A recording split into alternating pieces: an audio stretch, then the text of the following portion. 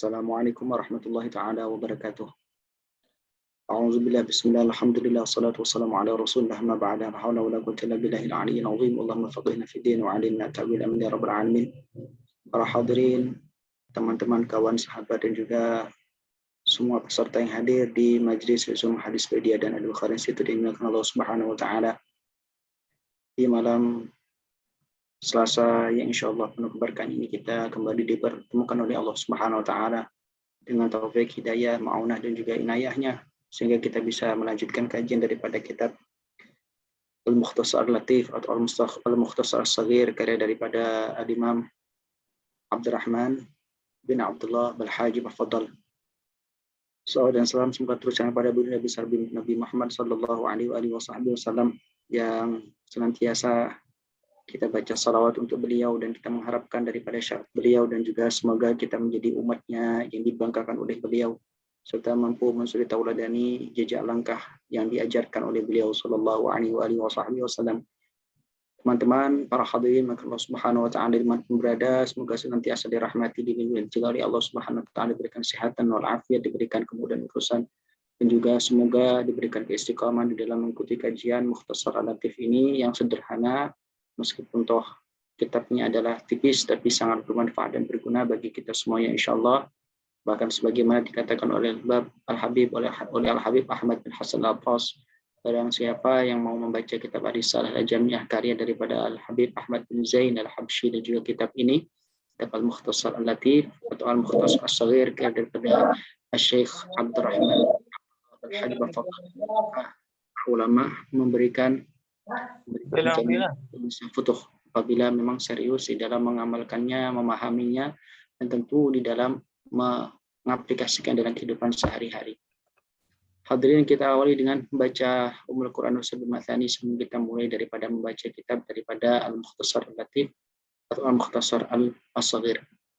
Ila hadratil Mustafa Muhammadin sallallahu alaihi wasallam wa alihi wa sahbihi zawji wa dhurriyyatihi wa ikhwan nabiyyin wa sallallahu alaihi wa sahbihi ajma'in tabi'ina lahum bi ihsan midin مع الملائكة المقربين والقربين والروحانيين وحمد أشفمان وحب جميع معلمنا ومدرسنا وأساتذتنا شيخنا شيخنا مرب روحنا من أجازنا وجزنا انتهى سأسلك لكم باسم الإصلاح الذي تعلم من شيخنا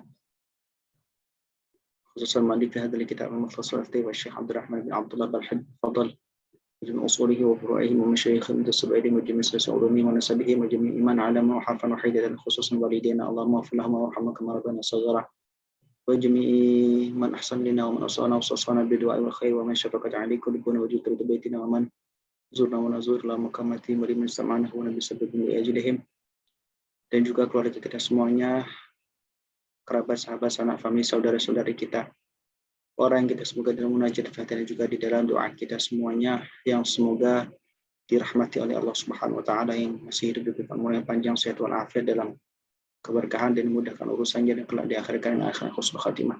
Yang sudah wafat semoga diampuni dosa-dosanya, terima amanah, ditempatkan di tempat yang terbaik di sisi Allah Subhanahu wa taala. Yang sedang sakit semoga disembuhkan oleh Allah Subhanahu wa taala, diberikan umur yang panjang, sehat walafiat diberikan, kemudian dalam proses kesembuhannya diangkat penyakitnya dan juga bisa kembali bersama dengan kita semuanya dalam keadaan sehat, sembuh total, sempurna.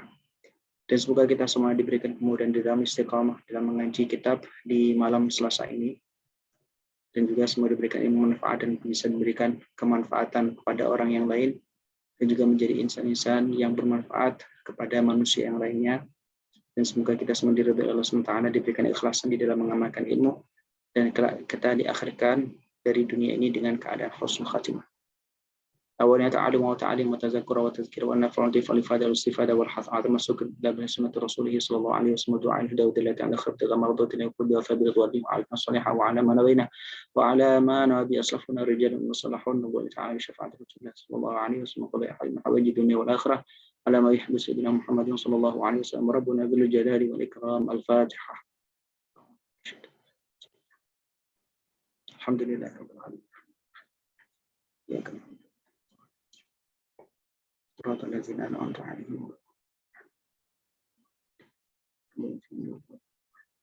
Bismillahirrahmanirrahim. Qala al-mu'allif rahimallahu ta'ala wa nafa'ana bihi wa bi'ulumihi wa bi'asari fi darain amin. Subhanaka la ilma lana illa ma 'allamtana innaka antal alimul hakim.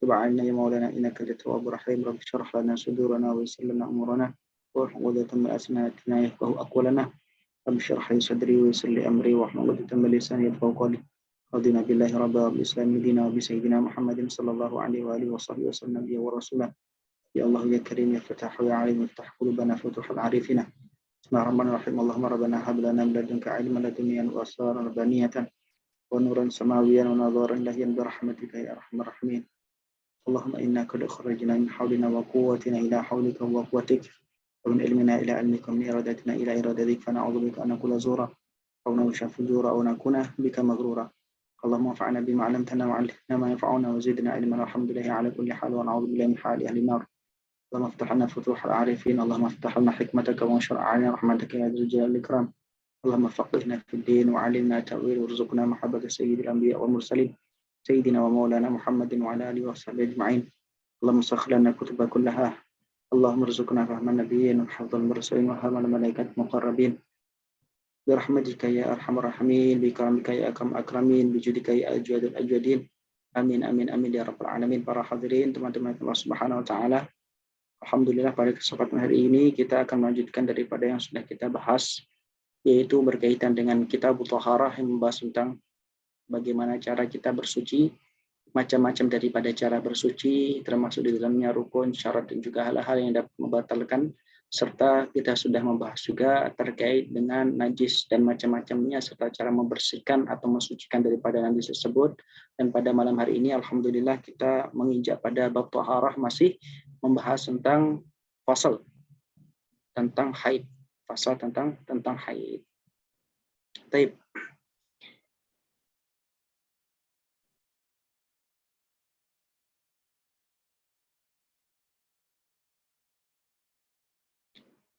Apakah sudah bisa terlihat di screen kitabnya? Sudah, Ustaz. Baik.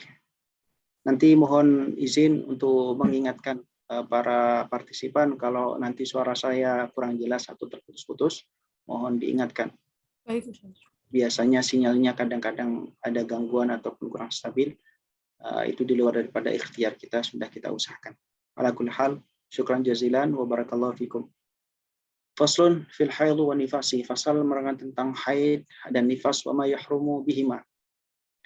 Fasal menerangkan tentang haid, nifas, dan hal-hal yang diharamkan sebab adanya kedua hal tersebut, sebab haid dan nifas.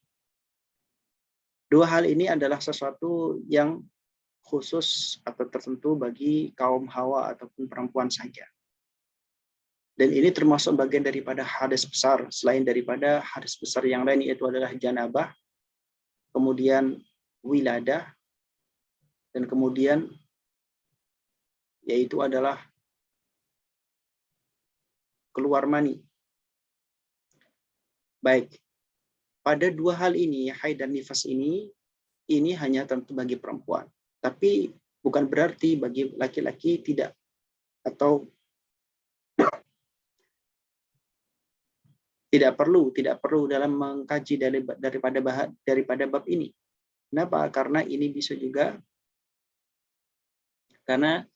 bisa juga sebagai bahan untuk kemudian bisa diajarkan kepada istrinya apabila sudah punya istri, ataupun kepada adiknya apabila punya adik perempuan, atau bahkan saudara-saudara yang lain, kerabat tetangga yang perempuan yang belum tahu tentang masalah haid dan nifas. Kenapa perlu untuk belajar ini?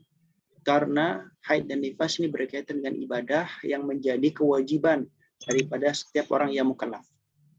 Begitu. Baik. Bentar. Baik. Fasal fil haid wan nifas ma yahrumu bihima wa qala al haid yawmun wa lailatun wa tharuhu 15 yawman wa ghalibuhu 6 aw 7 wa yahrumu bil haid ma yahrumu bil janabah as-salatu wa tawaf wa masul musafi wa hamluhu wa libthu bil masjid. Paling sedikitnya masa haid, durasi paling minimal daripada haid itu adalah sehari semalam. Sehari semalam ini adalah maksudnya durasinya bisa ditambahkan dari sehari satu, hari kedua, hari ketiga, sampai kepada maksimal yaitu 15 hari. Kalau di total jumlahnya ada sehari semalam 24 jam, maka itu dikatakan dan dikategorikan darah yang keluar daripada kemaluan perempuan itu merupakan darah haid. Ilmu tentang haid dan nifas ini tidak hanya sekedar membahas tentang paling sedikit, normal atau umumnya, dan paling banyaknya daripada masa keluarnya haid, akan tetapi berkaitan juga dengan istihadah, yaitu darah yang keluar dari kemaluan perempuan, tapi dia bukan termasuk haid. Oleh karena itu, di dalam bab tentang haid dan nifas ini dibahas secara khusus oleh para ulama fikih, termasuk Syekh Abdurrahman bin Abdullah Balhaj Bafadl ini di dalam Mukhtasar An-Latif. Tidak ketinggalan dalam kitab-kitab yang lain daripada kitab fikih, baik fikih mazhab Asy-Syafi'i, fikih mazhab Hanafi, fikih mazhab Maliki, ataupun fikih mazhab Ahmad bin Hanbal atau Hambali. Karena saking pentingnya ini, maka setiap para fuqaha membahasnya dalam bab khusus. Nah, di sini disebutkan secara singkat, namanya juga kitabnya Mukhtasar An-Latif, ringkasan yang lembut. Maka disebutkan secara ringkas di dalam kitab ini. Namun penjelasannya diperlebar dan diperpanjang untuk memberikan penjelasan yang cukup dan detail oleh para syarih ataupun para penjelas daripada kitab Mukhtasar Al-Latif. Ada kitab Al-Bayan wa Ta'rif fi Syarih Mukhtasar Al-Latif. Ada Al-Manhal Warif fi Syarih Mukhtasar Al-Latif atau Mukhtasar As-Saghir, yang kemudian menjelaskan lebih detail dan lebih gamblang daripada yang disebutkan dalam Mukhtasar Al-Latif, yang memang didesain agar semuanya orang-orang yang mungkin seperti kita ini yang masih belajar, masih baru, masih awam, memudahkan untuk belajar sehingga tidak jenuh dan tidak bosan. Maka beliau menyebutkan paling sedikitnya haid itu adalah sehari semalam. Wa atharuhu 15 yauman. Bahkan di sini disebutkan paling banyaknya adalah 15 hari. 15 hari, 15 malam, artinya 24 jam dikali 15. Maka itu adalah jumlah maksimal daripada yang namanya masa haid. Namun yang ghalib, umum dan lumrah wajarnya bagi perempuan itu adalah masa haid itu adalah 6 ataupun 7 hari. Hal ini adalah menurut pendirian daripada Al-Imam Muhammad bin Idris Asy-Syafi'i yang lahir 150 Hijriah, wafat 204 Hijriah, melalui istiqra' beliau dan kemudian membuat rumus yang berkaitan dengan aqallul haid, ghalibul haid, dan aktsarul haid. Maka hasilnya adalah seperti yang disebutkan juga di dalam kitab Mukhtasar Latif ini. Paling minimnya adalah sehari, paling banyaknya 15 hari, kemudian normal ataupun ghalib umumnya itu adalah 6-7 hari. Masa-masa ketika haid ini bagi perempuan tidak diperkenankan melakukan ibadah-ibadah yang membutuhkan terhadap bersuci. Ibadah-ibadah yang membutuhkan terhadap bersuci.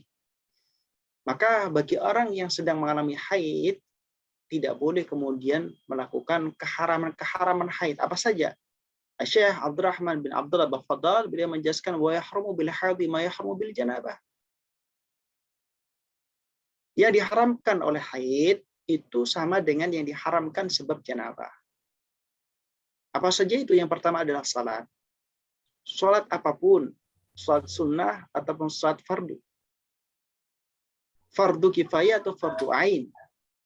Sunnah muakkad atau ghairu muakkad, semuanya ini adalah diharamkan bagi orang yang sedang haid. Sebab haid adalah hadas besar. Sementara salat itu harus bersih daripada hadas besar dan juga hadas kecil. Kalau masih dalam keadaan hadas besar, maka tidak diperkenankan melakukan salat. Justru kalau melakukan salat dalam keadaan hadas besar, maka hukumnya adalah berdosa. Ini adalah konsekuensi daripada orang yang sedang haid. Kemudian yang kedua adalah at-tawaf. Wat-tawafu itu melakukan tawaf, mengitari Ka'bah, berputar mengelilingi Ka'bah, menjadikan Ka'bah di posisi sebelah kirinya, kemudian dia berputar berlawanan dengan arah jarum jam. Sebanyak 7 kali. Dimulai daripada rukun Hajar Aswad dan nanti ketemu lagi sampai rukun Yamani, kemudian rukun Hajar Aswad, dihitung lagi 1 sampai 7 kali putar. Inilah yang disebut dengan tawaf yang hukumnya adalah macam-macam. Tawaf ada 3, ada tawaf qudum, ada tawaf ifadah, ada tawaf wada. Yang mana tawaf 3-tiganya ini harus dalam keadaan bersih daripada hadas besar dan hadas kecil. Maka bagi orang yang punya hadas besar seperti haid ini, jelas haram hukumnya apabila melakukan tawaf. Baik. Tawaf itu maupun tawaf sunnah, semisal tawaf sunnah adalah tawaf ketika memasuki Masjidil Haram. Bagi orang yang masuk ke dalam Masjidil Haram, maka disunnahkan bagi dia melakukan tawaf. Bukan tahiyatul masjid, tapi melakukan tawaf 7 kali sebagai pengganti daripada tahiyatul masjid, karena ini adalah spesial di Masjidil Haram. Ini ada disebut dengan tawaf sunnah. Ya tentu bagi orang yang mampu, kalau nggak mampu juga namanya sunnah, boleh tidak dilakukan. Tentu yang melakukan mendapatkan pahala, yang tidak melakukan tidak mendapatkan apa-apa. Ataupun tawafnya tawaf yang sifatnya wajib. Ya, tawaf wajib, semisal tawaf wada. Wajib, kalau nggak dilakukan maka dia bayar dam. Ya, bagi yang mengikuti pendapat bahwasanya tawaf wada adalah wajib. Ada yang menyebutkan tawaf wada tidak wajib. Tawaf fardu, semisal tawaf ifadah, maka dia tidak bisa digantikan dengan apapun. Kalau dia tidak melakukan tawaf ifadah ini, maka prosesi daripada ihramnya, baik ihram haji ataupun ihram umroh, itu tidak sah. Ini adalah tawaf ifadah. Baik, kemudian selanjutnya yang ketiga, wa masul mushafi. Dan sekaligus yang keempat, wa hamluhu. Ini menyentuh terhadap mushaf dan juga membawa mushaf. Nah ini, masul mushafi di sini memegang atau menyentuh mushaf. Ini hukumnya adalah haram bagi orang yang haid. Kenapa? Disebutkan dalam Al-Quran Karim, la yamassuhu illa mutahharun. Tidak diperkenankan menyentuh Al-Quran kecuali orang yang disucikan. Artinya dia harus bersuci memegang Al-Quran. Karena Al-Quran adalah kitab suci, maka yang memegangnya juga harus suci. Maka memegang mushaf, menyentuh mushaf, ini diharamkan bagi orang yang hadas besar. Termasuk adalah haid, termasuk orang yang hadas besar. Wa hamluhu, memegang, ya ini membawa. Membawa entah itu di dalam tas, atau dia membawanya dengan tangan di pondong ataupun di pondong ataupun di cangking, atau dipegang dan menggunakan tangan. Ini hukumnya adalah tidak diperkenankan. Kenapa? Lagi-lagi karena mushaf adalah mulia, maka tidak diperkenankan untuk memegangnya orang yang tidak suci. Kemudian selanjutnya yang kelima, wal lubthu bil masjid. Lubthu itu adalah al-muqthu. Al-lubthu al-muqthu yaitu adalah diam di masjid. Al-lubthu di sini adalah diam yang melebihi qadar tumaninah. Jadi kalau lewat saja dan tidak khawatir mengotori masjid, maka hukumnya tidak masalah menurut sebagian daripada pendapat ulama yang masyhur. Tapi bila dia sudah masuk dalam qadar lubthu, ini adalah dia berdiam meskipun hanya qadar tumaninah, yaitu adalah berbicara ataupun mengucapkan subhanallah, tidak terlalu cepat, tidak terlalu lambat, di dalam masjid, hukumnya adalah haram bagi orang yang haid. Kenapa kok haram? Karena masjid adalah Baitullah, tempat yang mulia, tempat yang suci, tidak layak dan tidak patut dimasuki orang yang dalam keadaan membawa hadas besar, yaitu haid. Yang kedua, karena memang apabila dia masuk ke dalam masjid, dikhawatirkan akan al-lawth. Ini adalah mengotori terhadap masjid. Talwith, membuat masjid itu kotor. Khawatir nanti darahnya netes.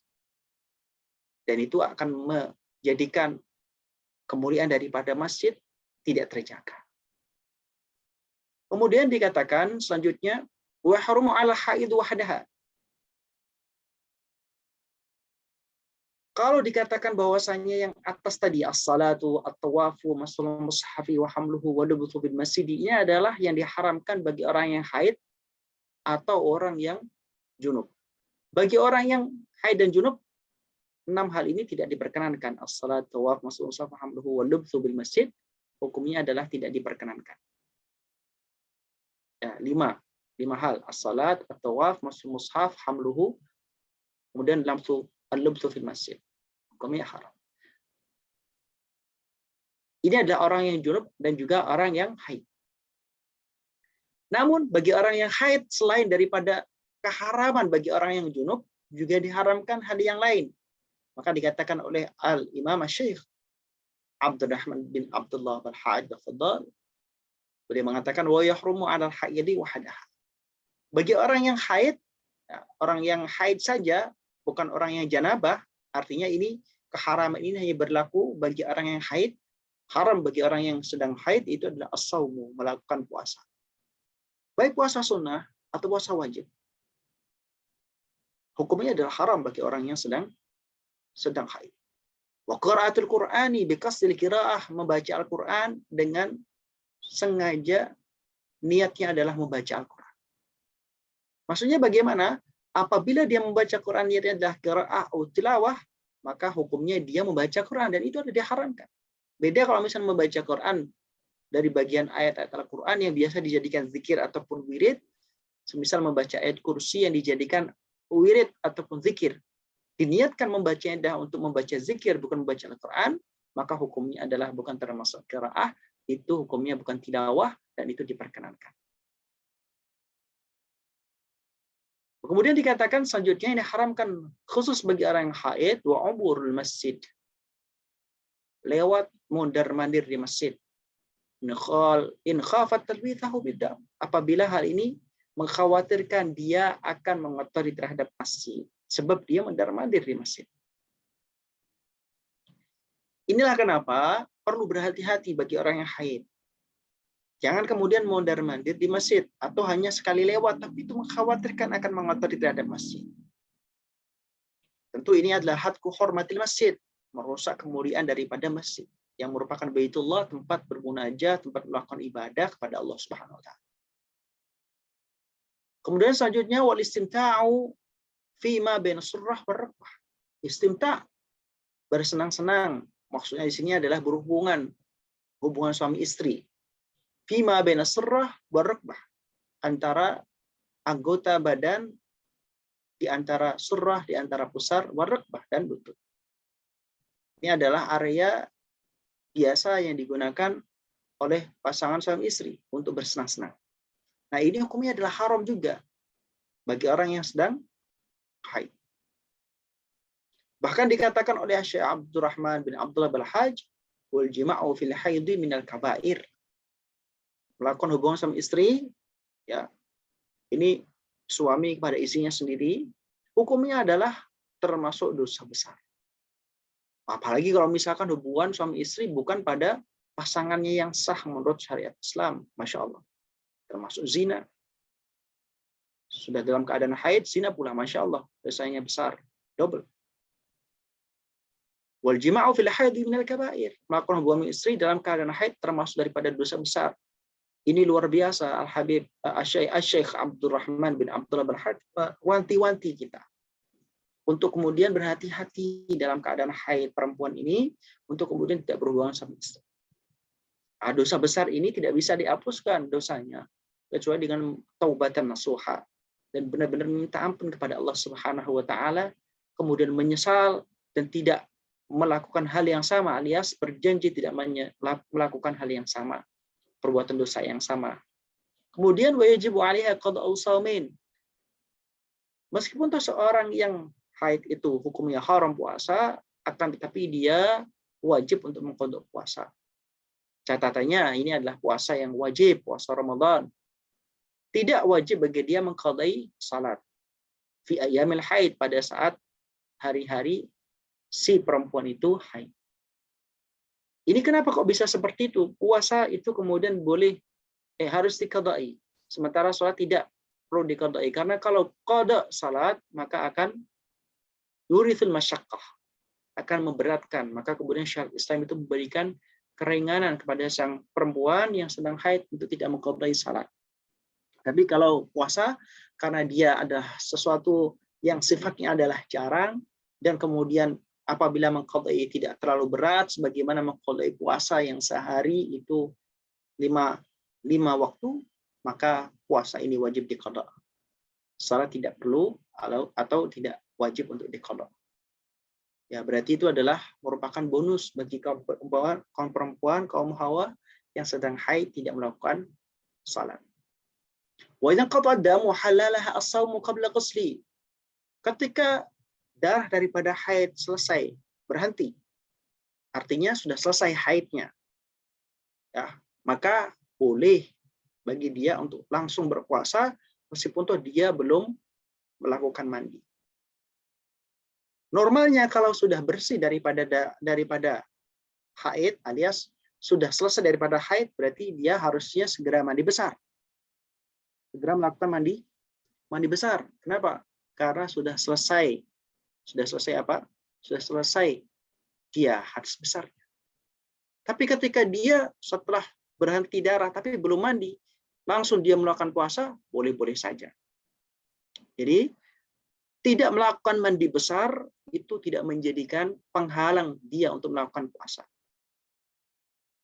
Karena di dalam puasa tidak disyaratkan itu harus mandi dulu di dalam puasa. Yang penting adalah dia melakukan niat, tabiatun niyah pada malam hari apabila puasanya wajib, atau niatnya sebelum tergelincirnya matahari, sebelum waktu zuhur apabila puasanya sunnah. Dan kemudian meninggalkan hal-hal yang dapat membatalkan puasa, baik berupa makanan, minuman, ataupun hal-hal yang lain yang membatalkan terhadap puasa. Al-muftirat lis-shaum. Kemudian dikatakan wa yahrumu bin nifasi ma yahrumu bil haidi. Tadi disebutkan fasalnya tentang haid dan nifas. Ya, di sini baru dibahas yang namanya nifas. Haram sebab adanya nifas, sesuatu yang haram sebab haid. Jadi nifas dan haid, konsekuensi barang ataupun sesuatu yang diharamkan itu sama. Ya, apa yang diharamkan dalam haid juga diharamkan di dalam nifas. Wa nifasu, apakah nifas itu? Wadamul kharij ba'da wiladah. Itu adalah darah yang keluar setelah wiladah. Ya, ada nifas. Baik. Nifas ini paling sedikitnya adalah lahdzah. Ya. Satu tetes. Nah, normalnya itu adalah 40 hari. Maksimalnya 60 hari. Itu nifas. Dan ini terjadi setelah sempurnanya melahirkan. Entah itu melahirkan ada basah-basahnya ataupun tidak, setelah sempurna melahirkan, ya ari-ari daripada bayi itu dipotong daripada pusar sang ibu, selesai, maka itu kemudian yang disebut dengan nifas setelah sempurna melahirkan. Ketika masih dalam proses melahirkan ini bukan disebut nifas apabila keluar sesuatu basah-basah. Ya, tapi itu disebut dengan wiladah. Wiladah pun juga mewajibkan seseorang alias perempuan untuk melakukan mandi besar. Hakadha. Baik. Bab salat. Bab menjelaskan tentang salat. Setelah kita membahas tentang bagaimana macam-macam toharoh, ada wudu, ada tayamum, ada juga kemarin kita bahas istinja, ada juga bahas mandi, macam-macam najis, ada mukhaffafah, mutawassithah, mughalladhah. Kemudian ada juga rukun-rukun daripada toharah tadi, rukun daripada wudu, dan juga syarat-syaratnya, rukun daripada tayamum, dan juga yang membatalkannya, kemudian rukun daripada mandi, dan juga hal-hal yang disunnahkan di dalamnya. Termasuk juga bagaimana cara menghilangkan najis, mukhaffafah, mutawassithah, ataupun mughalladhah. Barusan kita bahas tentang nifas dan juga haid, dan yang diharamkan ketika orang sedang nifas atau haid. Kemudian pada bab selanjutnya, Syekh Abdurrahman bin Hajj Al-Faddal ini beliau menjelaskan bab berkaitan dengan salat. Babu salati as-salawatu maktubatu khamsun. Bab tentang salat yang diwajibkan bagi umat Islam itu ada 5. Wa taqdimu salati ala waqtiha wa ta'khiru an waqtiha bighairi azrin min al-kaba'ir. Mendahulukan salat daripada waktu yang seharusnya. Dia belum masuk waktunya tapi dia sudah melakukan salat tersebut, misalkan melakukan salat zuhur pada waktu sebelum masuk waktu zuhur, misalkan jam 11 belum masuk zuhur, dia selesai salat zuhur. Maka ini hukumnya adalah dosa besar. Termasuk juga mengakhirkan daripada waktunya. Dia melakukan salat zuhur tapi setelah masuk waktu asar, maka hukumnya adalah termasuk dosa besar apabila tanpa uzur. Tanpa uzur bagaimana? Uzur yang diterima oleh syariatnya Allah Subhanahu wa taala yang diajarkan oleh Rasulullah. Misalkan uzur yang syar'i itu adalah dia ketiduran. Ketiduran tanpa sengaja dan ternyata bangun-bangun sudah keluar waktu daripada salat yang harusnya dia lakukan. Kalau misalkan dia lupa, atau yang ketiga yaitu adalah dia dipaksa untuk meninggalkan salat, kalau enggak dia akan diancam dengan ancaman yang berat, yaitu misalkan dibunuh. Jadi ini yang disebut dalam hadis Rasulullah, rufi'al qalam an thalathin. Diangkat tulisan oleh malaikat, tidak dicatat sebagai dosa apabila meninggalkan salat ataupun meninggalkan ibadah-ibadah yang wajib, apabila penyebabnya ada 3. Itu adalah yang pertama karena dia adalah orang yang lupa, kemudian dia adalah orang yang dipaksa, kemudian dia adalah orang yang tadi tertidur. Wa awal waktu zuhri, kemudian selanjutnya salat yang diwajibkan ada 5 waktu sudah maklum, yaitu subuh, zuhur, asar, maghrib, isya, wajib dilakukan 17 rakaat sehari semalam.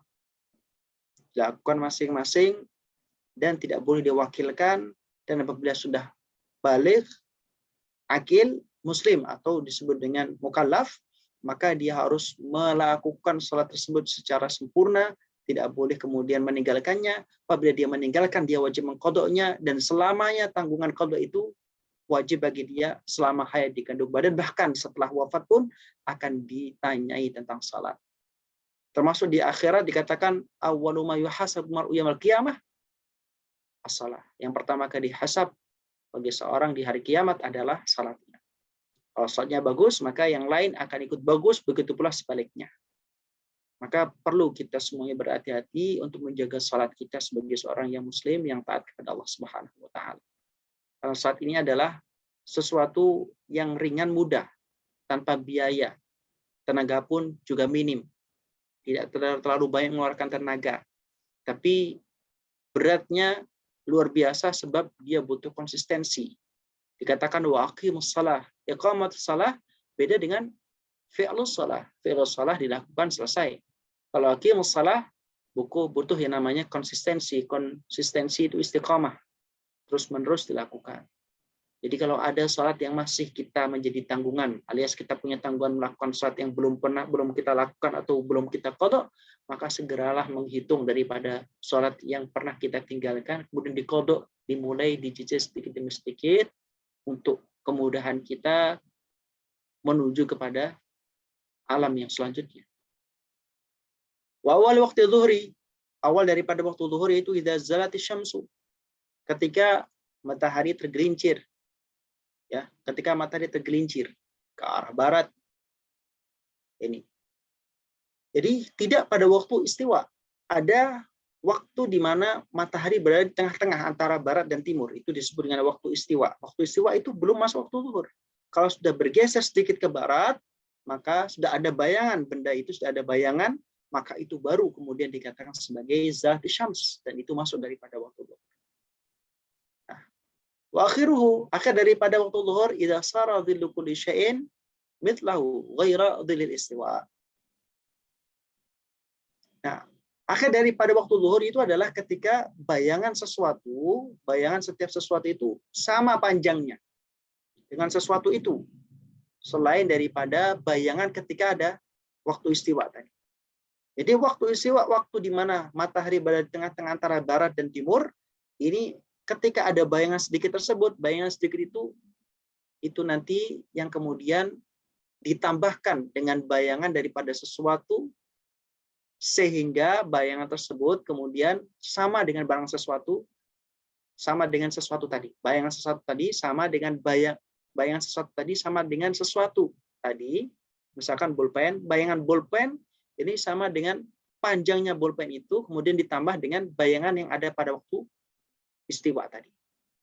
Misalkan pulpen, ya, pulpen. Misalkan ini saya pegang pulpen. Nah, pulpen ini mungkin kita kira-kira panjangnya 15 cm. 15 cm. Maka ketika saya taruh bolpen ini di bawah terik matahari, dan kemudian bayangannya sepanjang 15 cm, berarti sama dengan bendanya, sama dengan bolpen ini, terus kemudian ditambah dengan bayangan pada saat istiwa, pas waktu matahari berada di tengah-tengah antara barat dan timur. Tadi pas waktu bayangan pada waktu istiwa mungkin 1 cm, maka 15 cm bayangan daripada bolpen ini ditambah 1 cm bayangan ketika istiwa, maka itulah akhir daripada waktu zuhur. Ini yang disebut dengan redaksi idza sara dhillu kulli syai'in mithlahu ghaira dhillil istiwa. Baik, wa awal waqtil asri, awal daripada waktu asar, idza sara dhillu kulli syai'in mithlahu wa zada adna ziyadatin. Ini ketika bayangan sesuatu tadi, bayangan pulpen ini 15 cm, pulpennya 15 cm, kemudian bayangannya 15 cm ditambah 1 cm ketika bayangan istiwa, dan kemudian wazada adna ziyadatin, nambah setengah centimeter, berarti jumlahnya adalah 16,5 cm, maka sudah masuk waktu asar. Sudah masuk waktu asar. Wa akhiruhu ghurub syamsi, akhir daripada waktu asar itu adalah ghurub syamsi. Itu adalah ai ghiyab syamsi, tenggelamnya matahari. Kemudian setelah itu awalul waktil maghribi, awal daripada waktu maghrib, ghurubu qursus syamsi. Yaitu ada tenggelamnya qursus syamsi, tenggelamnya daripada bundaran daripada matahari. Matahari itu kan kalau misalkan dilihat dari kejauhan itu seperti bentuk bulat. Nah, korsu itu adalah bentuk bulatnya itu yang kelihatan itu. Ketika sudah tenggelam semuanya, maka itu adalah disebut dengan waktu maghrib. Meskipun toh cahayanya masih ada, tapi kalau korsus syamsi alias bundarannya matahari itu sudah tenggelam, maka itu sudah waktu maghrib. Wa akhiruhu al-mukhtar, dan juga waktu akhir daripada maghrib yang terpilih menurut pendapat yang terpilih itu adalah ghurubus syafaqil ahmar, itu adalah hilangnya ataupun lenyapnya syafaq al-ahmar, itu adalah mega merah. Mega merah sudah hilang. Artinya sudah menuju pada gelap. Ya, tidak ada cahaya-cahaya daripada, mau hilang cahaya-cahaya daripada matahari. Awal waktu isya'i, awal daripada waktu isya, ghurubus syafaqil ahmar, hilangnya syafaq ahmar, hilangnya mega merah. Wa akhiruhu tulu'ul fajr as-shadiq, akhir daripada waktu isya adalah terbitnya atau munculnya fajar as-shadiq yang benar. Apa al-fajar as-shadiq? Wal muntashir, yaitu adalah fajar yang menyebar. Arbon, ya, menyebar arbon, menyebar secara arbon. Ini secara horizontal. Horizontal, bukan yang secara vertikal. Kalau yang vertikal itu adalah fajar kadhib. Fajar kadhib itu berada alias munculnya biasanya sebelum fajar shadiq. Itu adalah fajar kamuflase buatan daripada syaitan untuk mengecohkan umat yang beriman, umat muslim yang beriman untuk melakukan sholat sebelum waktunya. Padahal belum waktunya, dikira waktunya kemudian sholat, maka tidak sah. Sebagaimana tadi disebutkan, kalau dia sengaja tanpa uzur melakukan sholat sebelum masuk waktunya, maka termasuk dosa besar. Baik. Kalau misalkan tidak disengaja, maka hukumnya bagaimana? Maka hukumnya adalah apabila kemudian dia tahu, maka hukumnya adalah sholatnya batal, maka dia harus segera mengqadha'nya. Wa waqtu subhi tulu'ul fajr shadiq. Jadi awal daripada waktu subuh adalah akhir daripada waktu isya. Ini tulu alias terbitnya fajar as-shadiq tadi. Wa akhiruhu tulu'u syamsi, akhir daripada waktu subuh adalah ketika terbitnya matahari. Wa afdhalul a'mali al-mubadaratu bis-salati fi awwali waqtiha. Sebaik-baiknya amal ibadahnya seorang hamba yang beriman itu adalah bersegera melakukan salat pada waktu awal. Wa yusanu al-ibradu bi-dhuhri fi syiddati harrin fi qatrin harrin liman yusalli jama'atan fi masjidil ba'idin. Disunahkan untuk ibrad. Ibrad itu adalah mendinginkan badan, alias membuat badan itu biar kemudian tidak panasan. Nah, kalau misalkan dia masjidnya jauh, kemudian tempatnya ataupun wilayahnya itu adalah wilayah yang gersang, yang panas, ya, kutrin harin, ya, ini adalah tempat yang mana cuacanya itu berada di bujur ataupun lintang yang panas, sehingga dia bisa berpotensi kalau melakukan salat dalam keadaan seperti itu tidak khusyuk. Maka disunahkan untuk ibrad. Ibrad itu adalah mendinginkan badan, ya, istirahat sejenak lah, ya, istirahat sejenak, sehingga kemudian ketika melakukan salat nanti dia dalam keadaan giat, semangat, dan penuh dengan optimisme, ya, sehingga mudah untuk khusyuk. Itu masuk daripada al-ibrad bil-zuhri, ketika waktu zuhur, karena waktu zuhur ini adalah biasanya ini panas-panasnya, berada pada tempat yang, ya, bujur atau lintangnya itu adalah panas. Apabila ia adalah orang yang melakukan salat berjamaah fi masjidin ba'id dan masjidnya jauh. Nah, kalau misalkan masjidnya dekat dan kemudian apalagi sekarang sudah ada AC dan fasilitas yang kemudian memudahkan untuk melakukan ibadah, ya maka ibrad itu sudah dicukupkan dengan datang di masjid, kemudian di situ ada AC, ada air putih minum yang bisa dibagikan atau bisa kita minum secara mudah, maka hukumnya adalah yaitu bagian daripada ibrad. Wa man akhara shalah hatta waqa'a ba'daha kharij al-waqti bighairi adrin asal. Barang siapa mengakhirkan waktu salat, ini adalah kebiasaan orang-orang suka menunda atau mutasawwif. Pakai sin, mutasawwif, orang yang suka nunda-nunda. Nanti. Orang yang mengakhirkan salat hingga kemudian sebagian daripada salatnya itu dilaksanakan di luar waktunya dengan tanpa uzur, maka dihukumi sebagai orang yang bermaksiat, itu berdosa. Misalkan waktu zuhur itu berakhir jam 3 misal. Jam 3 waktu Indonesia Barat. Kemudian estimasi melakukan salat zuhur 4 rakaat adalah 4 menit misal. Dan kemudian dia ternyata melakukan salat zuhur tersebut 2 menit sebelum jam 3. 2 menit sebelum jam 3. Artinya ketika nanti rakaat ketiga dan rakaat keempat daripada salat zuhur, dia melakukannya di luar daripada waktu salat zuhur. Maka hukumnya orang yang seperti ini dihukumi orang yang asal bermaksiat. Kemudian wa malam ya'rif waqtaha wajib 'alaihi yajtahida fi ma'rifati dukhulih. Nah, di dalam melakukan ibadah apapun, dan di sini dalam bab ini khususnya adalah salat, wajib untuk yakin dengan waktu yang dilaksanakan, waktu daripada ibadah tersebut.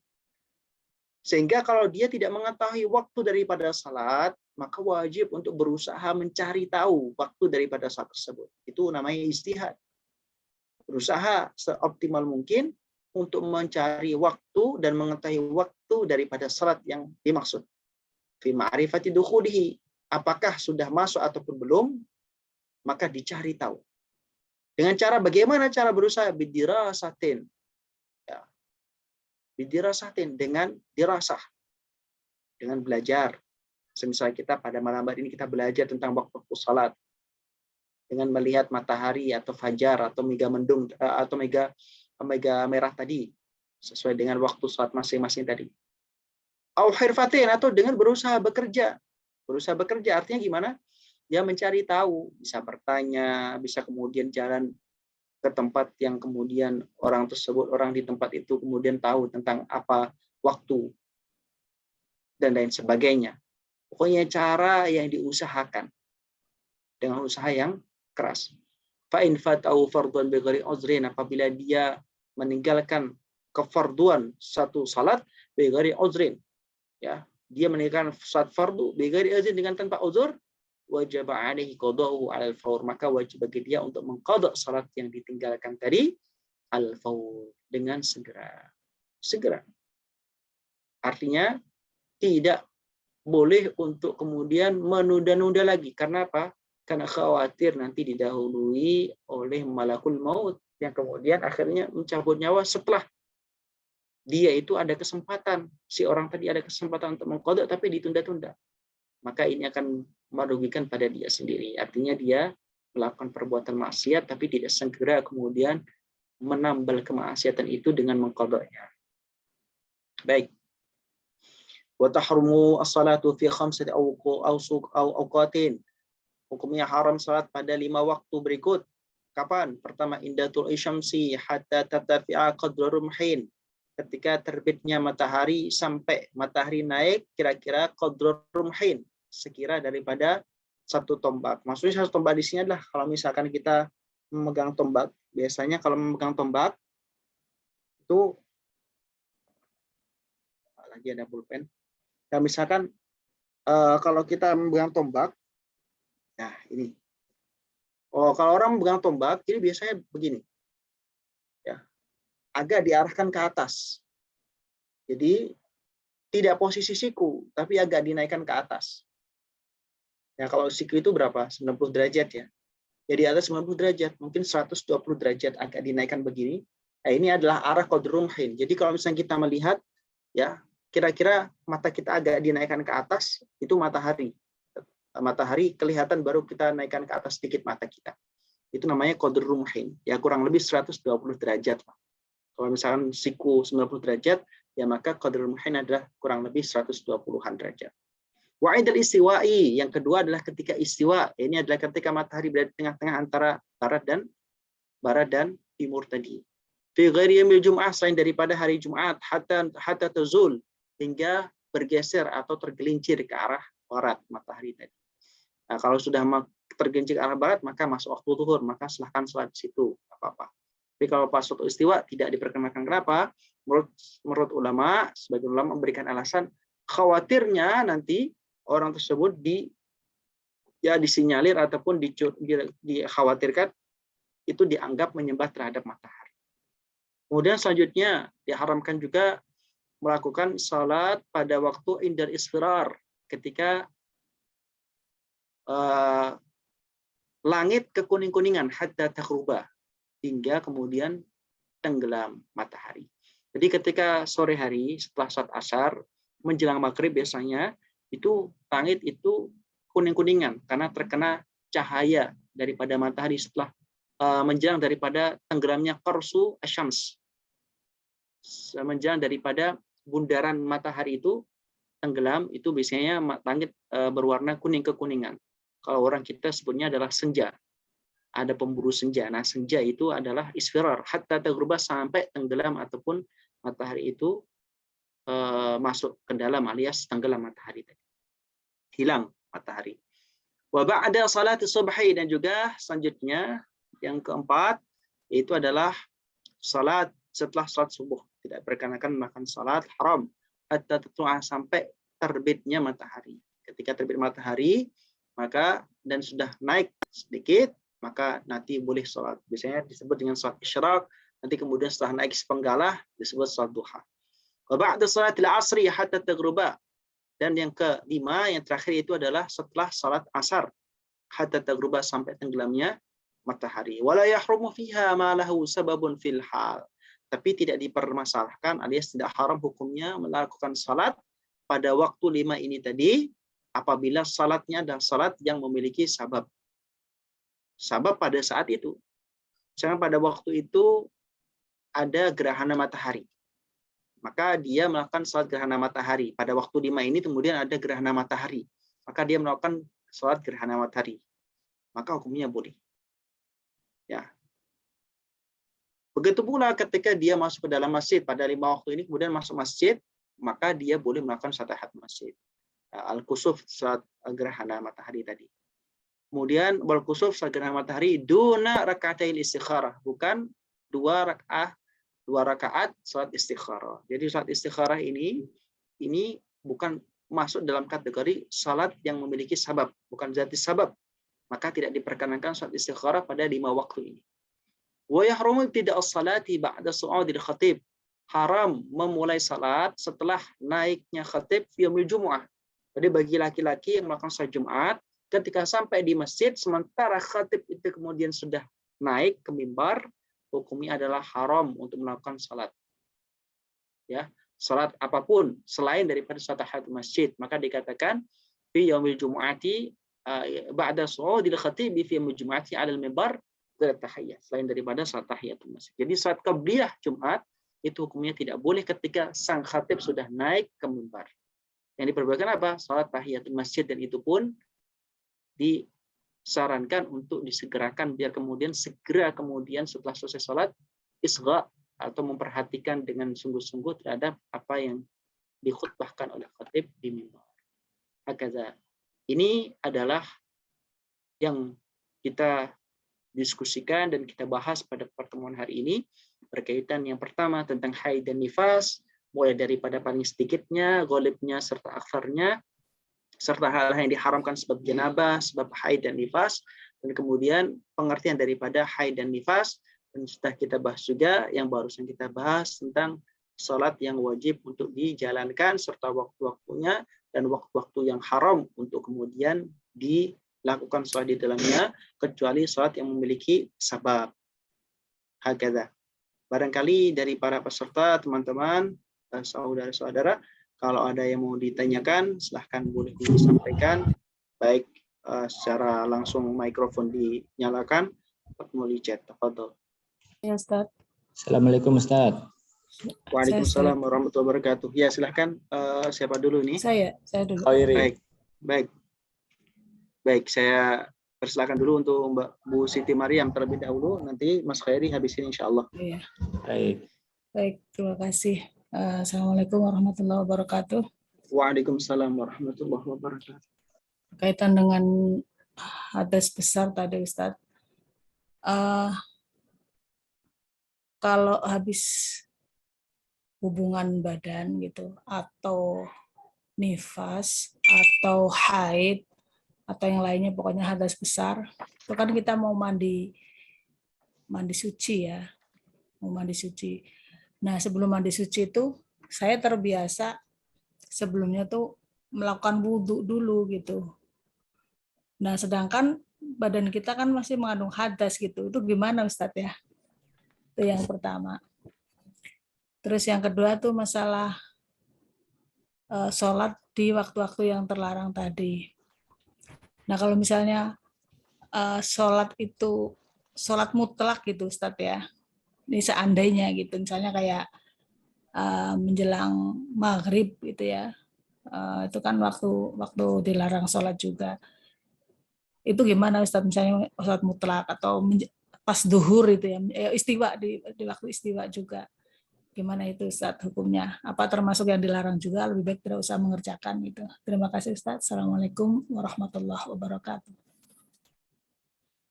Waalaikumsalam warahmatullahi taala wabarakatuh. Baik, terima kasih pertanyaannya Bu Siti Mariam. Silakan Mas Khairi.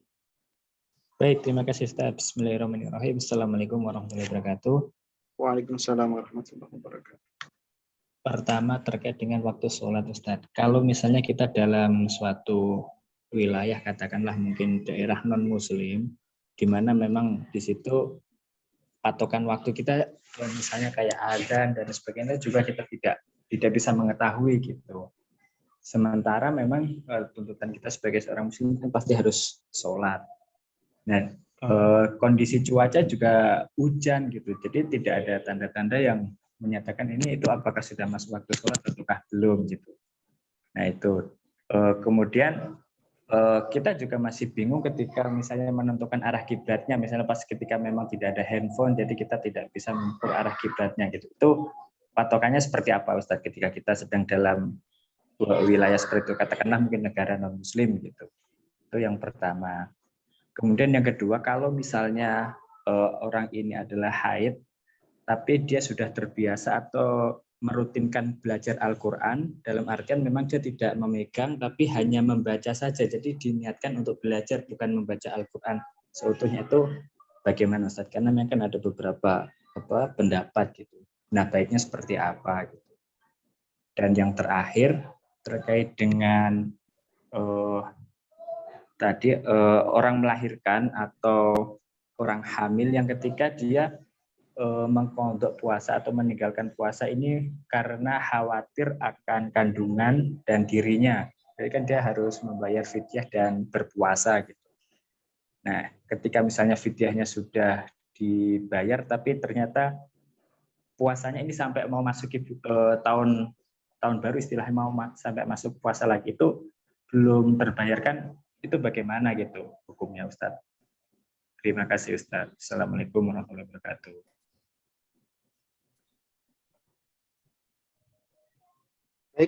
Terima kasih. Mungkin teman-teman yang lain kalau ada yang mau ditanyakan lagi.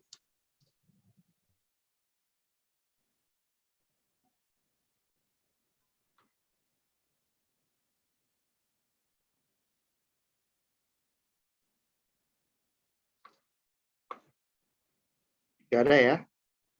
Ada pertanyaan di chat. Nanti juga insya Allah akan saya tanggapi.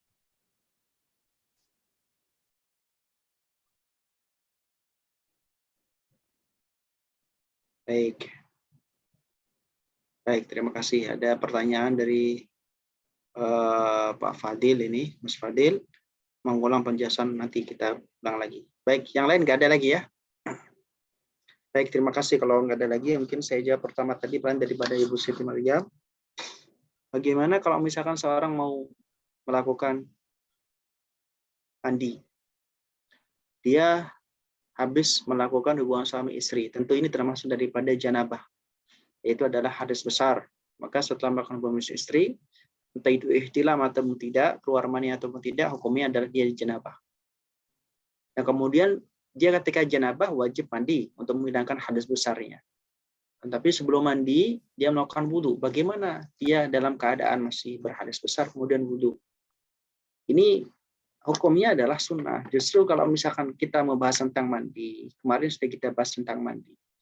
Meskipun itu tidak dijelaskan panjang lebar oleh Syekh Abdurrahman bin Abdullah Al-Hajj Al-Fadl, ketika mandi, kemarin dijelaskan tentang rukunnya mandi, dan juga apa saja yang kemudian dianjurkan di dalam saat mandi besar.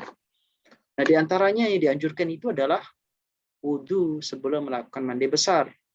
Ya, al-wudhu kamilan, mandi secara sempurna. Sebelum melakukan yang namanya mandi besar. Ini hukumnya tidak apa-apa, bahkan hukumnya adalah termasuk daripada sunnah daripada mandi. Begitu.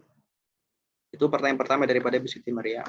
Kemudian yang kedua, salat mutlak di waktu haram. Salat mutlak itu adalah salat yang tidak memiliki sabab khusus. Dia bukan termasuk kategori zati sabab. Ya. Bahkan dia bukan termasuk zata waktin yang memiliki waktu khusus. Tidak memiliki waktu khusus, tidak memiliki sebab khusus. Soal yang seperti ini, maka hukumnya mengikuti daripada Syekh Abdurrahman bin Al-Hajj Al-Fadl, hukumnya nggak boleh di waktu-waktu yang haram tadi, 5 waktu tadi. Sebab dia bukan kategori salat zati sabab. Nah, maka tidak diperkenankan melakukan salat mutlak pada waktu-waktu itu. Lakukan saja salat mutlak pada waktu-waktu selain daripada waktu itu. Hakadha. Ini disebutkan dalam kitab I'anat Talibin Syarafatul Mu'in, dijelaskan bahwasanya waktu-waktu ini hanya berlaku selain daripada di Masjidil Haram. Dan juga Masjid Haram yang lain. Ya, Masjid Nabawi, Masjid Aqsa. Ini hukumnya diperkenankan. Karena di sana tidak ada waktu 5 ini tidak berlaku di sana. Jadi hukumnya adalah kapanpun maksimalkan waktu di sana. Kenapa? Karena itu adalah tempat-tempat istimewa. Hanya itu saja. Tapi kalau di Indonesia nggak bisa. 5 waktu ini tetap berlaku. Maka bagi yang melakukan salat mutlak tadi, lakukanlah selain daripada di waktu yang 5 ini. Ini kalau kita mau mengikuti daripada yang disebutkan oleh Syekh Abdurrahman bin Abdullah Al-Hajj Al-Fadl. Baik. Kemudian pertanyaan selanjutnya dari Khairi, waktu di tempat non-muslim dan keadaan mendung. Intinya tanda-tanda daripada awal dan juga akhir daripada waktu salat itu tidak diketahui karena susahnya sebab tidak berada pada komunitas orang muslim atau bahkan di situ orang muslim hanya kita satu-satunya, dan kemudian melihat tanda-tanda langit itu tidak bisa diandalkan sebab dalam keadaan tertutup mendung ataupun cuaca yang tidak terprediksi. Bagaimana kemudian kita mengetahuinya? Kalau misalkan bisa menggunakan alat seperti sekarang, maka gunakanlah. Kalau tidak bisa menggunakan, maka bertanyalah.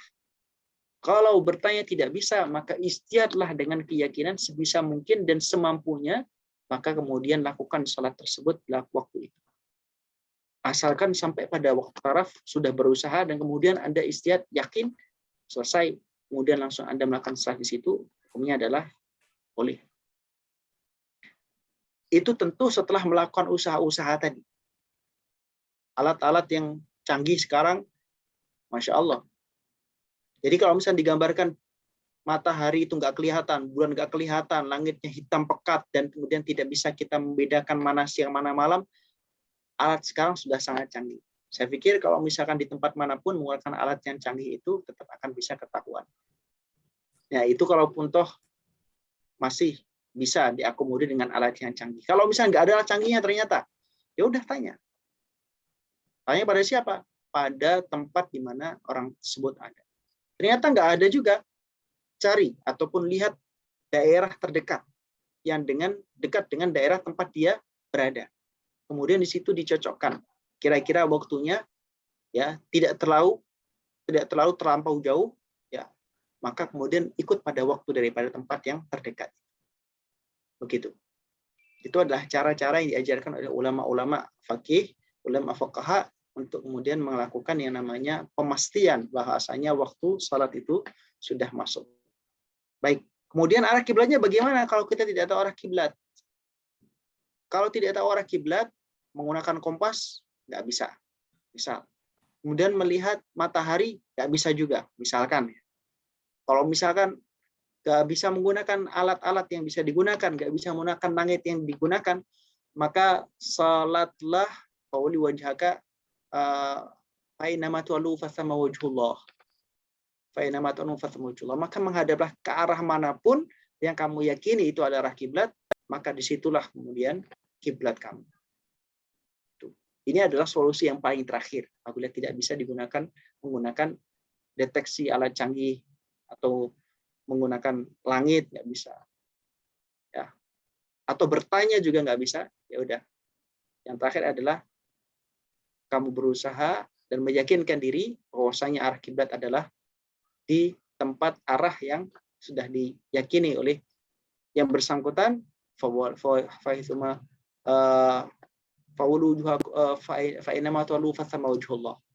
Allah dimanapun. Dalam keadaan seperti itu, maka kemudian orang tersebut boleh untuk ijtihad sebisa mungkin. Baik. Kemudian selanjutnya, haid merutinkan Al-Quran. Bagaimana? Apabila dia merutinkan Al-Quran, biasanya baca Al-Quran atau belajar Al-Quran. Bagi anak-anak yang masih belum balik, yang belum haid, kurang dari 9 tahun 15 hari, maksudnya 9 tahun kurang 15 hari, maka hukumnya adalah nggak apa-apa, anak-anak masih belum balik. Tapi kalau misalnya yang sudah balik bagaimana? Apabila dia belum balik, apabila dia niatnya untuk menjaga hafalan Quran misalkan, dia adalah hafizah, yang haid adalah seorang hafizah. Kalau dia tidak membaca Al-Quran, alias tidak memurajaah Al-Qurannya, maka dikhawatirkan akan lupa. Maka hukumnya menurut pendapat daripada ashab Syafi'i diperkenankan untuk membaca Al-Quran dalam rangka untuk menjaga Al-Quran, sebab dikhawatirkan kalau dia tidak murajaah Al-Quran akan lupa. Gitu. Maka hukumnya adalah tidak masalah. Nah, kalau misalkan masalah memegang, ya tetap nggak boleh memegang, membawa, memegang, menyentuh, tidak diperkenankan. Begitu. Termasuk juga bagi orang yang rutin membaca Al-Quran. Bagaimana hukumnya? Kalau dia rutin membaca Al-Quran ketika sedang haid, membaca ya, bukan hafalan ya, membaca. Dia rutin baca Al-Quran, biasanya dia rutin sehari baca Al-Quran 1 juz. Tapi karena haid nggak bisa baca 1 juz, one day one juz misalkan, tidak bisa. Maka hukumnya bagaimana? Ya nggak usah baca. Bacanya nanti ketika sudah berhenti haid tersebut.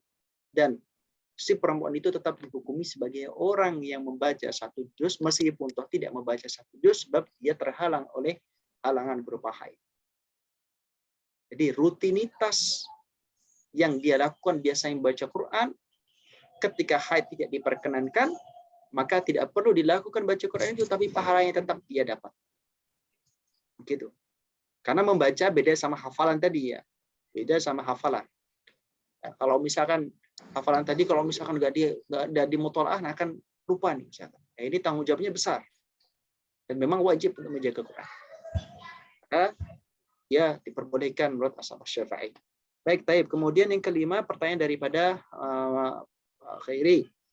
Khawatir anak dan dirinya, tadi disebutkan khawatir anak dirinya itu ya misalkan dia adalah orang yang sedang hamil atau sedang menyusui, dia khawatir terhadap dirinya dan plus khawatir terhadap anaknya, maka dia harus membayar fidyah sekaligus mengqadha puasa. Tapi kemudian dia tidak segera mengqadhanya sampai datang bulan Ramadan selanjutnya, tahun selanjutnya, maka hukumnya bagaimana? Kalau memang dia tidak mengerjakan alias tidak mengqadhanya karena adanya uzur selama setahun itu, maka nggak masalah. Uzur syar'i ya, misal sakit, nggak mungkin kalau dia puasa akan malah tambah sakit, bisa-bisa malah meninggal, maka nggak apa-apa. Tapi kalau dia mengudur-ngudurnya karena dia adalah matlu alias malal atau kaslan, jadi mengundat-undat, menunda-nunda, atau dia malas, atau dia bosan, jenuh, tidak mengqadhanya, maka ditanggung dia. Kalau dia memundur-mundurkan, kalau sampai kemudian dia tidak mengqadhanya sampai kemudian misal dijemput oleh malaikat Israel, maka dia berdosa sebab menunda-nunda kewajiban yang seharusnya bisa dikerjakan pada waktu longgar kesempatan yang dia miliki yang diberikan kepada dia.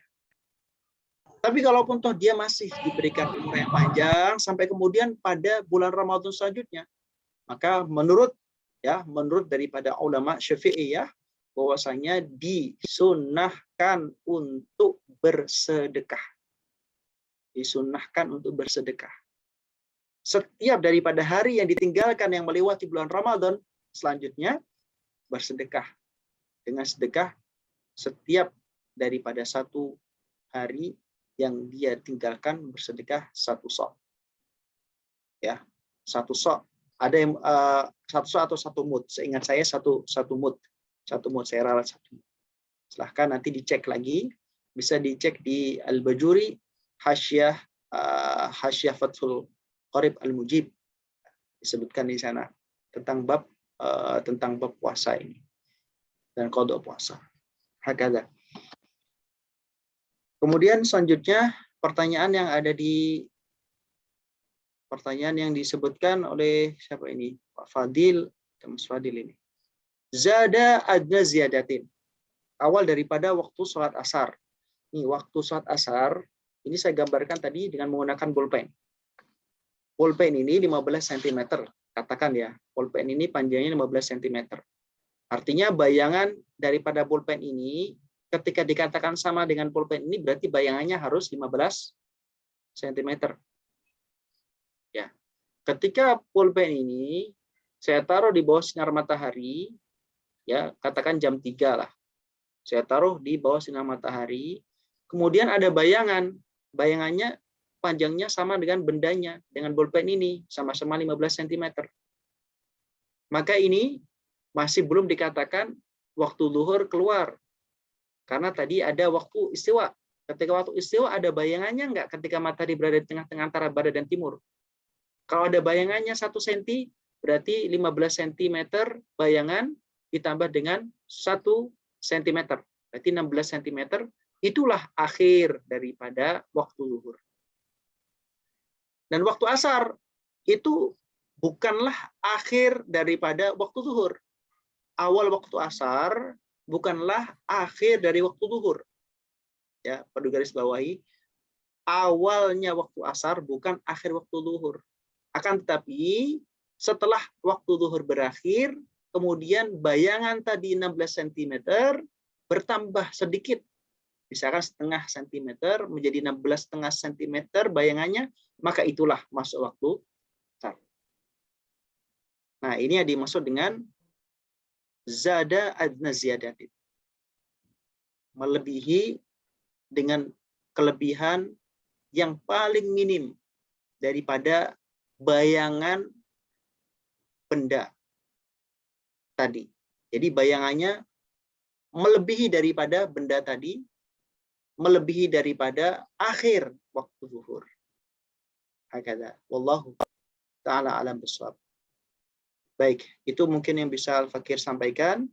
Ada yang mau ditanyakan lagi daripada tadi para partisipan nih, Bu Siti Maryam ataupun Pak Khairi ataupun tadi Pak Fadil. Kalau ada yang mau ditanyakan, silakan. Menarik Ustaz.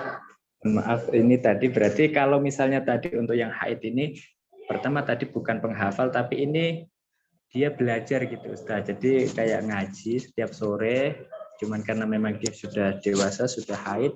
Jadi karena haid itu tadi berarti kalau dengar penjelasan tadi berarti tidak boleh gitu ya Ustaz ya? Tidak boleh Sebentar. megang dan tidak boleh membaca. Yang belajar ini sudah balik atau belum? Sudah haid. Sudah di atas 15 tahun berarti kan? Ya. Kalau di bawah 15 tahun tapi misalnya sudah haid duluan, itu berarti masih boleh gitu ya Ustaz? Kalau misalkan dia belajar, itu niatnya apa? Qiraah kan? Iya. Ya, qiraah nggak boleh. Hmm. Maka kalau misalkan khilah ya sebenarnya, khilah ulama Syafi'iyah ya. Ini kalau misalkan dia pengen belajar, niatnya adalah bukan qiraah. Niatnya adalah dirasah. Ya, dirasah. Kalau niatnya dirasah, itu ini khilah. Tapi bagaimana? Biasanya orang itu kan baca kan niatnya qiraah. Kalau misalkan kita yang ngerti, kita bisa kemudian mengarahkan niat kita kepada qiraah. Nah, bagi orang yang nggak tahu, anak-anak misalkan ini, tapi sudah balik. Ini kan tetap niatnya adalah qiraah. Yang niat siapa? Yang niat kita atau mereka? Yang niat kan mereka. Nah, sedangkan yang mempengaruhi boleh dan tidaknya adalah niatnya mereka. Maka kalau seperti itu solusinya kasih saja pengertian kepada mereka. Kasih saja kepada mereka karena ada niatnya adalah untuk ta'lim, ta'alum. Maka bukan untuk dirasah.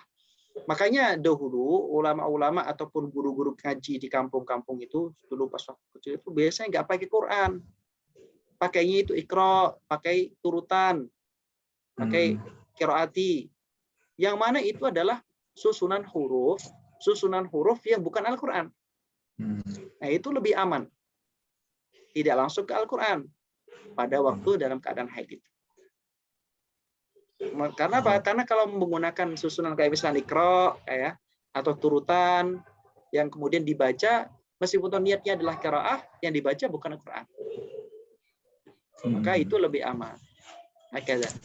Tapi kalau misalnya memang udah Al-Quran gitu berarti emang nggak boleh ya Ustaz ya? Misalnya udah melewati Iqra kayak gitu. Jadi tingkatannya memang sudah seharusnya membaca Al-Quran gitu. Kembali kepada niatnya tadi. Niatnya belajar berarti ya, bukan membaca ya? Niatnya belajar. Oh, baik. Dikasih pengertian kepada yang bersangkutan. Karena yang niat bukan kita. Iya. Berarti kita sampaikan bahwa niatnya bukan membaca, melainkan harus niat untuk belajar gitu ya. Niatnya adalah belajar. Dan bukan itu bolehnya membaca aja, bukan memegang ya Ustaz ya? Nggak boleh. Ya ini, makanya ini kan agak dilematik kalau misalkan sedang haid itu belajar, itu niatnya juga harus ditata. Pertama, kedua, membaca kan biasanya sepaket sama memegang. Nah itu masalahnya. Nah, kalau bisa, kalau lebih hati-hati, ya jangan megang mushaf, tapi pakai tablet. Oh, baik. Pakai tablet. Atau dituliskan di papan, setelah itu dibaca. Di papan. Gitu. Sehingga tidak memegang, tidak berinteraksi langsung terhadap mushaf, dengan mushaf tadi. Sekalipun misalnya mushafnya itu berbahasa Indonesia gitu Ustaz, maksudnya terjemahan bukan mushaf yang tidak ada terjemahnya, sama aja Ustaz ya? Kalau terjemahan ya tetap dikatakan Al-Quran sebagaimana qaul yang utama disebutkan di dalam kitab Mahali, di dalam Hasyatin Kulibu Umayyarah, bahwasanya kitab terjemah itu tetap Al-Quran. Al-Quran yang diterjemahkan itu ya Al-Quran. Beda sama tafsir. Kalau tafsirannya lebih banyak daripada Al-Quran, maka membawanya dalam keadaan tidak memiliki wudu atau tidak suci, hukumnya adalah tidak masalah. Sebab dia membawa tafsir, bukan membawa Quran. Sebab tafsirannya lebih banyak. Kalau tafsirannya lebih sedikit daripada Al-Qurannya, ya maka dia tetap dikatakan membawa Al-Quran atau mushaf. Hakadha. Mungkin itu yang bisa. Afwan. Baik, yang lain tidak ada pertanyaan lagi ya? Baik, terima kasih atas partisipasinya yang hadir. Ada Nur Afia, ada Bang Abdul Karim Munti, ada Alu Iman Lukman Hakim, ada Anggreni M. Dahlan, ada Fadil, ada Hilda, ada Mario Excel Alvaldo Tobing, ada Muhammad Khairi, ada Nurul, ada Siti Maryam, dan Zainul Abidin bin Khalisuddin. Terima kasih semuanya atas partisipasinya. Semoga bisa ikut terus kegiatan daripada ngaji Mukhtasar Latif. Insya Allah ini tidak akan lama, akan bisa kita khatamkan. Dan terima kasih atas partisipasinya, pertanyaan-pertanyaannya, dan juga waktu yang disisihkan untuk mengikuti kajian ini. Semoga bisa istiqamah dan juga bisa bertemu lagi di kesempatan selanjutnya. Kita tuh bersama-sama dengan membaca Alhamdulillah dan Kafaratul Majlis dan Surat Al-Asr. Alhamdulillahirabbil alamin. Subhanakallahumma wa bihamdik, asyhadu an la ilaha illa anta, astaghfiruka wa atubu ilaik. Bismillahirrahmanirrahim. Wal 'asri innal insana lafi khusr illa alladzina amanu wa 'amilus solihati wa tawassaw bil haqq wa tawassaw bis sabr. Mohon maaf atas segala khilaf ucapan dan sikap. Semoga semuanya kita diampuni Allah Subhanahu wa taala. Hadna wa ikum mustaqim. Wallahu muwaffiq ila ma yuhibbullah. Assalamualaikum warahmatullahi taala wabarakatuh. Waalaikumsalam warahmatullahi wabarakatuh. Terima kasih Ustaz. Terima kasih Ustaz. Syukran, jazakallah khairan.